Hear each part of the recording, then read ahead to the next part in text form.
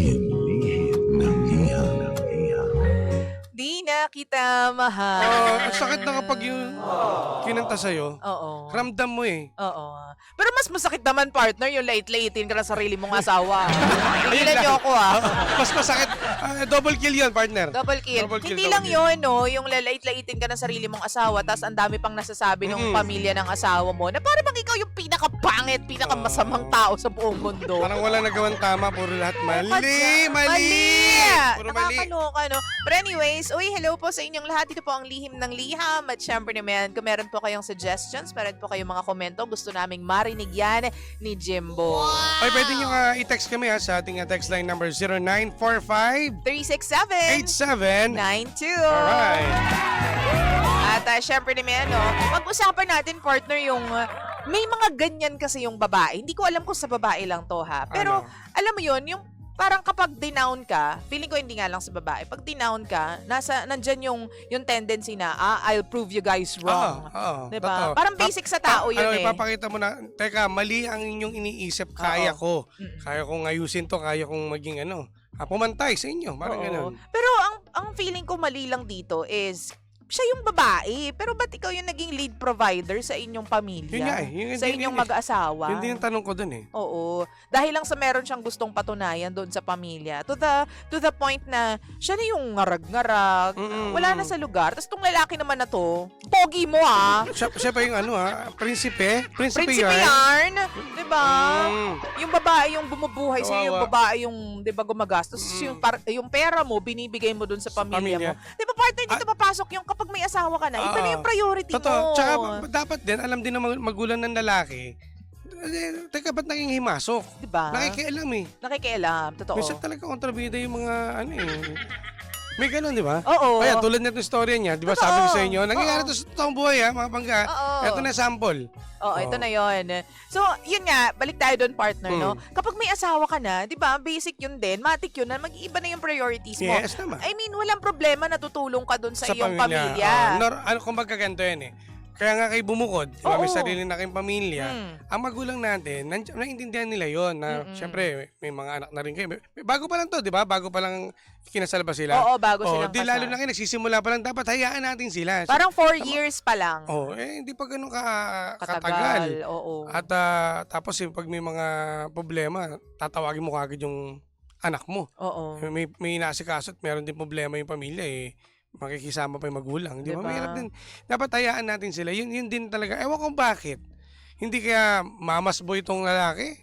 Hindi lang din natin alam. Pero hindi ba, likas sa Pilipino yan? Yung hindi, mahirap tayong yung mag-detach sa sarili nating pamilya. Yan yung, di ba, napaka-loving nating yung mga tao na to the extent na yung pamilya nating sarili, nahihirapan tayong lumayo sa kanila kahit pa meron na tayong sarili nating pamilya. Kumbaga niyayakap pa din natin, pati yung pamilya ng iba, pamilya ng kapatid mo, di ba? Ikaw yung sumasalaw, pamilya, di ba? Sa bagay, naintindihan ko lang. Kasi meron din kasing ibang lumipat, nag-asawa, bumukod Bumukod. katabi lang din nila. Di ba? Sa bahay. Ay, totoo to. Bakit ganon? Nangupahan to sa may katabing bahay nila. Di ganun din. Wala rin. Di ba? Kasi dito sa kwento natin, yung pera daw ng kanyang asawa, binibigay doon sa nanay. Mas At inuuna yun, no? pinapaputang doon sa kapatid. Kasi Mali. nga, nasa US yung kapatid, kulang yung sweldo. So, Obligasyon nyo ba yun? Diba? May pamilya.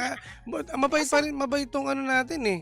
Itong letter center natin Diyos eh. ko, ikaw ba yung lait-laitin at sabihan ng kung ano-ano bago kayo magpakasal, pero tinuloy niya pa rin, hindi ka pa ba mabait noon? Kumbaga, yan ang tinatawag ng martir. Oo. Magiging martir yan. Talagang siya, nabulag ng pag-ibig, pero nagsisi din siya kasi nga alam niya naman din na love bomb lang siya. When you say love bomb, partner, ito yung kapag sobrang in love sa'yo yung tao, tapos lahat ng pagmamahal, lahat ng atensyon, Binus lahat mo. ng emosyon, pinapakita sa'yo, pinaparamdam sa'yo, yun yung love bombing na tinatawag. Pero, nagfe-fade yan. Yes. Biglang nawawala, biglang alam mo yun, nawawala ng paunti-unti. So, sabi niya, pinalayas niya yung asawa niya, partner. Tapos ang tanong niya sa atin is, where do I go from here? Paano ako dediretso sa life mula dito sa aking kinatatayuan ngayon? Magsimula ka na ngayon. Di ba, kumbaga, isipin mo yung mga bagay na, di ba, dapat nasusolusyonan yung mag-asawa. Di ba, ganun lang. Pinalayas niya kasi yung asawa niya. Desisyon niya yun eh. Ano ba, final na ba? I mean, kapag nagdesisyon ka, make sure na talagang kumbaga, pinag-isipan mo mabuti. True. Mahirap din kasi yung baka mamaya, eto, sa tingin ko, mukhang nabigla lang yata eh. Alam mo, Dahil mahal na mahal niya eh. naniniwala ako ng babae, hindi basta-basta bumibitaw. Ang babae, pinaglalaban niya ng 100 times sa isip yun nga. niya Oo. bago pa siya bumitaw in real life. Kumbaga matagal niya nang dinebate yung sarili niya bago pa siya sumuko in actual.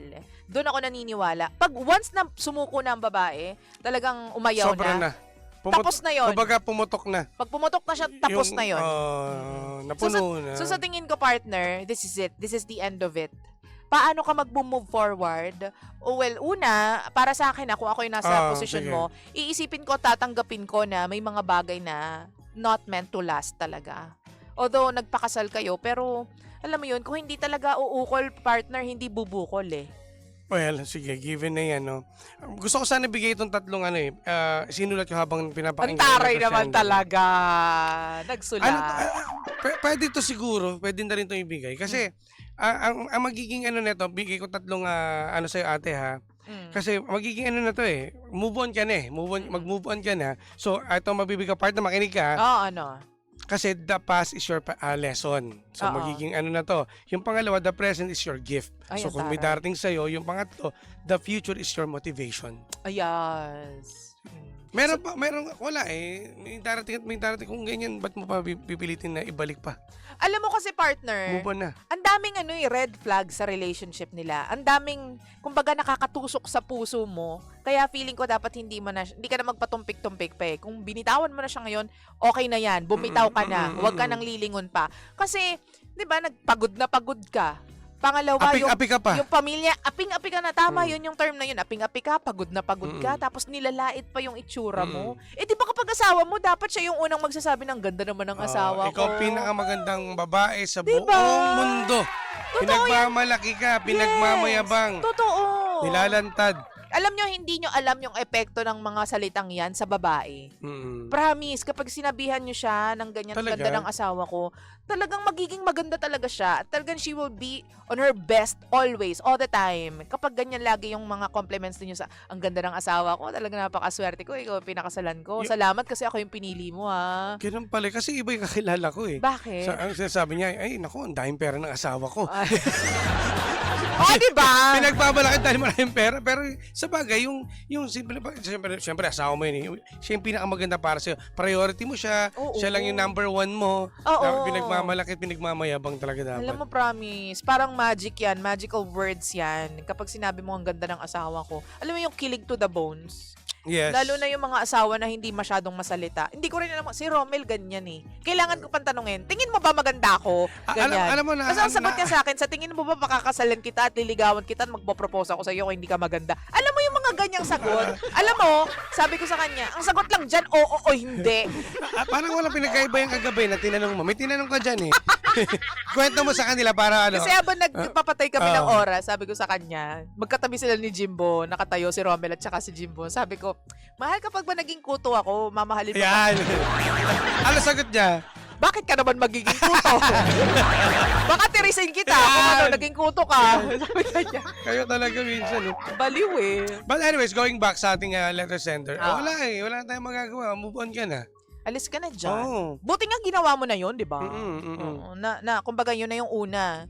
Di ba? Nagawa mo na yung first step.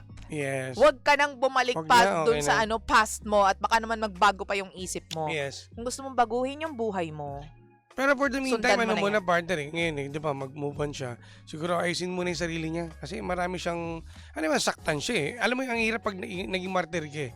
So, kailangan mong ayusin sarili mo. True.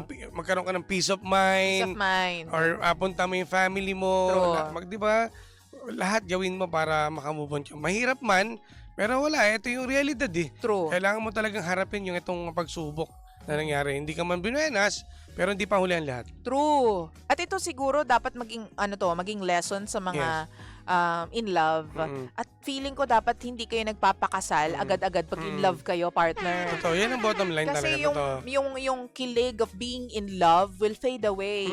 Tapos doon mo malalaman at doon mo makikita kapag hindi na kayong in love, pag mahal nyo na lang yung isa't isa. kung gusto ko pa bang makasama to habang buhay. Kasi ito yung lagi kong makakatabi sa pagtulog. Diba? Makakarap everyday. Everyday. Pagising ko, ito yung makikita ko, 'di ba? Makakatabi ko sa lahat, kumbaga magiging partner ko siya in so many things. So, siya ba yung gusto kong makasama, maging partner? Tsaka isa pa to partner, ko lang to, dagdag ko lang to, sinasabi to dati ng lolo't lola natin, no? Ayun. Nung tayo bata pa. Ang magpapakasal ay hindi yan parang kanin na isusubo mo lamang. Ay, true. At pag ayaw man, iluluwa mo. True. Tama ba? Di ba tama ba yung ko? Oo, totoo. Basta yung Nay, correct me if I'm wrong, ha? Yan. Oo, mga nasa langit na mga lola't nanay lola natin, di ba? Oo. Tama naman, di ba? Totoo. Kaya sa mga nakikinig at nanonood sa ating Facebook Live, lalo na sa mga, yung mga atat, no? Dahil sa kilig lang gusto na magpakasal. Kiligers. Teka, magkilala muna kayong magsarili. Di ba? Kilalanin nyo muna yung sarili niyo sa isa't isa. Parang kasi ngayon, partner, pag nagpakasal, hindi na dahil sa gusto mong makasama yung tao habang buhay. Parang gusto mo na lang i-flex. Pag mayabang mo na lang. Pinagmayabang mo na pinakasalan ako, nagpakasal ako. Or nainggit ka sa mga kaibigan mong kinakasal. Oo. Dahil lang kumbaga na-tempt ka lang. Totoo. So, hindi po yun yung dahilan kung bakit ka magpapakasal. Lagi mong tandaan. Papakasalan mo kasi nakahanap ka na ng kapareha ng iyong sapatos. Yes. 'Di ba? Kumbaga, katuwang mo sa habang buhay. True. At hindi kay kakahiya. True. At susuportahan ka at mamahalin ka habang buhay. Kahit maging kuto ka. Titirisin ka niya. Nakakaloka. 8:31 na po ng nagmamagandang umaga. So, ayan Pangga. Sana, ate, ating letter center, maayos mo na. Uy, mag-live tayo ng very, very short. Basahin natin yung mga sige, comments dito. Ang daming mga galit sa mga oras na ito. So, sa lahat po ng mga nasa radyo, balik tugtugan na po tayo. Sa lahat naman po ng nasa digital space namin, sa Facebook at TikTok, magkita-kita po tayo doon. Maraming salamat. At bukas, panibagong storya na naman ang ating pag-uusapan. True. Nakasama niyo po, nag-iisang girlfriend mo sa radio. My name is Lindsay. Lindsay. At ang inyong Jimbo Labog na Jimbo Lucis DJ. Ako po si Jimbo. At tayo pa rin po ang number 1, 06.7 Energy FM. Panggawag sabihing radyo. Sabihin mo. Energy! DJ Lindsay at DJ Jimbo.